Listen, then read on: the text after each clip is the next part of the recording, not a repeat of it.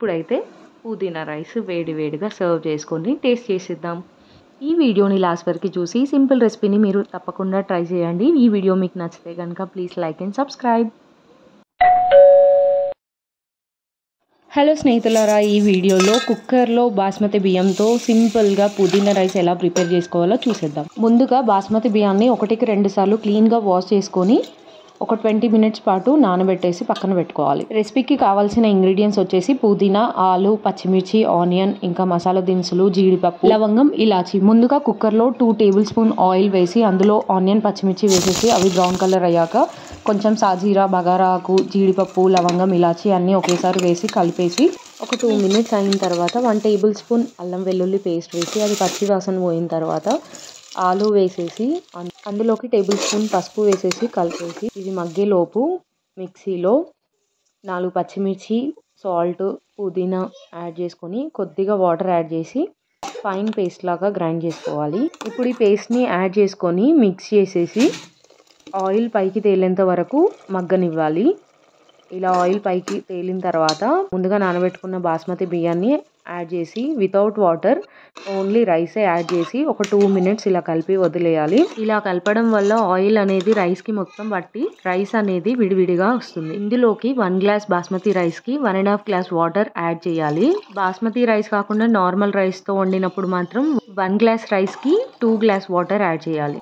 ఇది మొత్తం కలిపేసి మీ టేస్ట్కి తగ్గట్టు సాల్ట్ని అడ్జస్ట్ చేసుకొని లిడ్ క్లోజ్ చేసి మీడియం ఫ్లేమ్లో ఒక 2 విజిల్స్ వచ్చేదాకా వెయిట్ చేయాలి.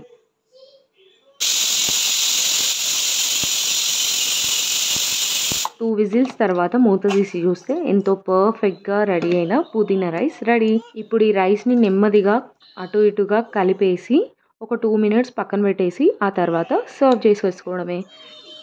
ఇందులోకి రైతా పర్ఫెక్ట్ కాంబినేషన్ అండి.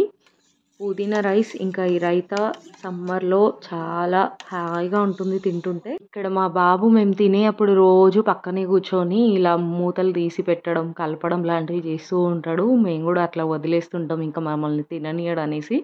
ఇప్పుడైతే పుదీనా రైస్ వేడి వేడిగా సర్వ్ చేసుకొని టేస్ట్ చేసేద్దాం.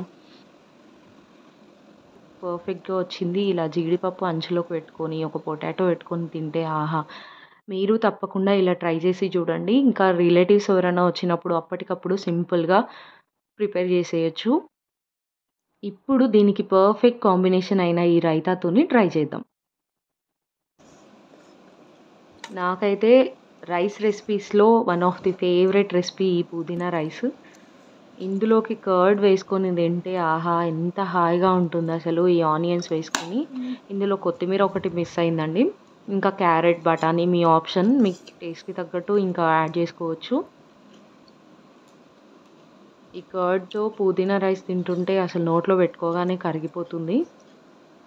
మా ఇంటికి సమ్మర్ హాలిడేస్ అని మా వదిన పిల్లలు వచ్చినుండే, వాళ్ళైతే తెగ ఎంజాయ్ చేసినారు ఈ పుదీనా రైస్.